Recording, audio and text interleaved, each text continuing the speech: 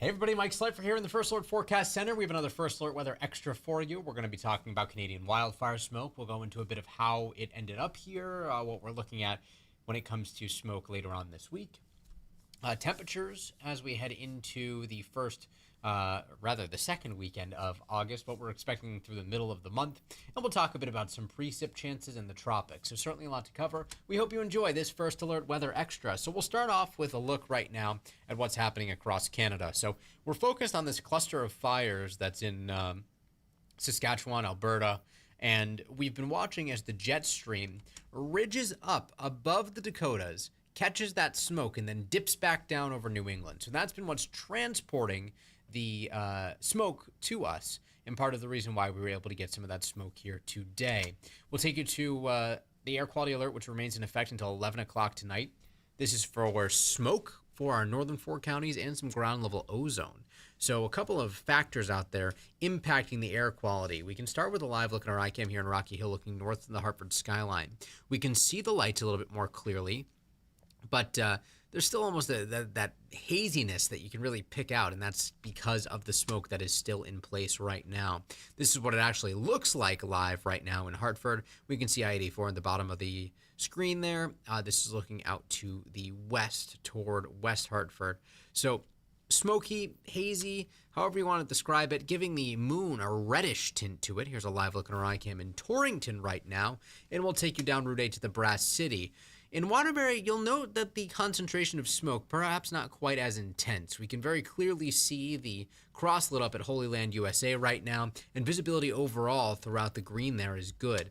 Our ICAM view in Windsor Locks, it almost looks like there's precip falling of some sort, but that is just some smoke that you see being lit up by the lights. A little different along the shoreline here. Still a bit hazy, certainly, but not quite to the extent of what we have seen inland. And we'll finish off with a live look at our ICAM in the Elm City, looking to the north. 77 degrees right now at Tweed, New Haven. Winds out of the south-southwest at 3 miles per hour. We do still have some moderate air quality in, say, southern and eastern Connecticut. And then for sensitive groups, it's really the northern and western portions of the state where we have some of the worst air quality being reported. So this is for people with pre-existing conditions. You just want to limit your time outdoors. And at 9:30 in the evening, maybe you aren't doing strenuous outdoor activity anyway. But this is something I'll be watching for tomorrow, too. The air quality is even worse through the Capital District of New York and for points west, especially south of the Finger Lakes. But we're actually starting to see some big improvements out near Buffalo and western New York. And this is just something to keep an eye on, because as our wind shifts direction here later in the week, we actually expect to see some of the smoke clear out. So First Alert Futurecast showing the smoke thins out overnight tonight, which is what we're expecting. And then tomorrow it does return, but not quite as thick. So perhaps not quite as much of an impact as we saw today, and it actually will start to clear out late tomorrow night, but especially in the late evening hours and into Wednesday. So we do see improvements as the week goes on. Still a bit of a hazy look to the sky tomorrow, perhaps not quite as intense as it was today. Still expecting some issues when it comes to sensitive groups tomorrow. You'll note the orange dots here on the air quality forecast. So again, this is the same people that were impacted today. We'll be watching to see if perhaps the thinner concentration, the lower concentration of smoke means that we don't see quite as much of an issue when it comes to air quality. On Friday, the high was 76. Saturday, it was 78. Yesterday, 83. Today, 85. We are right on average for today. Average high is 85 for the Hartford area. This is probably going to be the warmest day that we see this week, or close to. Many towns today topped out in the 80s. We've also only seen measurable rainfall on the first day of the month, so it'd be nice to get a little bit of rain here in the mix. Maybe we'll do that tomorrow. Much more on that in just a moment. Here's where we topped out for the day today, though. Many towns in the mid-80s. Merritt in the outlier at 89, Chester 88, 81 in Groton, one of the cooler spots, 84 today in Willimantic, 85 in Windsor Locks. Temperatures right now are between about 70 and 75 degrees, and as we typically see overnight, dew points are back up a little bit. We'll see these numbers drop back again tomorrow once we mix everything out, but that does mean that temperatures will be between, say, 60 and 65 for most towns. Some upper 50s possible across the across northwestern Connecticut. Sharon, Goshen, 59, typical cooler spots. We're forecasting lows of, say, 63 in Bristol, 62 in Granby, 64 in New Britain, 63 in Southington, 65 in Glastonbury, forecasting 60 in Hebron and Storrs tonight, 62 in Pomfret, 61 in Plainfield. 60 in Jewett City tonight, 63 in Uncasville and Niantic, 61 in Colchester, 65 in Old Saybrook and Madison, 62 in Haddam, 62 in Durham, 64 in Wallingford, 64 in Sonia, and 67 in Brantford. So depending on where you are, low, mid 60s, maybe a couple of upper 60s in the greater New Haven area. However, the takeaway is that this is close to average for this time of year, but also it's warmer than we've been over the last several nights. Perhaps you've been sleeping with your windows open, or you haven't been running the AC. That might need to change tonight.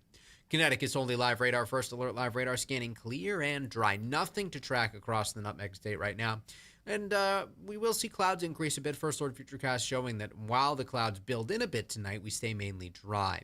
Tomorrow we start the day off partly to mostly sunny, partly to mostly cloudy skies. Not as much sunshine as we saw today. As the day wears on, we'll start to see maybe some isolated shower activity, especially in the mid to late afternoon hours. Many towns stay dry. We'll have to see exactly where the best chance for that would be. Typically, it tends to be where there's a bit more terrain, so western Hartford County and into Litchfield County, and especially points along and north of the Mass Pike. So we'll be watching very closely. We'll be the first to alert you if anything develops tomorrow. But if you want to get out there and do some yard work, overall the weather will cooperate with temperatures mainly in the, we'll say, lower half of the 80s. Pretty similar numbers, actually, to what we saw today, with highs 80 to 85 degrees, maybe some upper 70s in southeastern Connecticut. Cloudier out there, maybe an isolated shower. Sunrise tomorrow is 5:49, sunset 8:04. So we have this stationary boundary that will be slowly sagging south, dissipating as it does so. But that will be the focal point for some of those showers, perhaps tomorrow afternoon. After it moves south and out of the way, it opens the door for high pressure to start building south. And that is going to help to keep us a bit drier on Wednesday. We still battle cloud cover, but especially into Thursday. So it looks like Thursday is when we will see humidity drop back even a little bit lower than it is right now, which it's not high to begin with. But also that could be when we see brighter skies overall return. Here's what we're forecasting for Wednesday. You'll note the cloud icons, temperatures topping out around 80 degrees, seasonably cool. So certainly nothing too impressive when it comes to being a bit cooler, but a little cooler than where we might typically be this time of year. Dew points are right on the cusp of pleasant and muggy, and that's where we'll be over the next 2 days, dipping down into the pleasant range Thursday and Friday. It's not until Saturday where maybe they climb just a little bit, but even then we really don't see too much of an issue there. We do have high pressure and control right now across the panhandle of Florida, and a weak area of low pressure. That's going to miss us. There's that front that we just talked about to our north right now. And then we have that icon that is sitting southeast of that area of high pressure. That right there is Tropical Storm Dexter. We'll take you there. Wind speeds right now, 45 miles an hour. Zoomed out a bit here so you can get an idea of where it is relative to the coast. Basically a straight shot off of the Virginia Beach coastline. And Dexter is forecast to keep on moving out to sea. In fact, the most recent updates from the National Hurricane Center kick it out to sea even faster. By 5 o'clock on Thursday, it'll be past Atlantic Canada and moving out into the open Atlantic. No longer a tropical entity. But it's not the only thing that we're tracking in the tropics right now. There's an area of development, potential development, a disturbance, if you will, off the, say, Georgia, South Carolina coastline. That is a low chance of becoming a named system here in the next 7 days. However, there's a tropical wave moving off of Africa right now.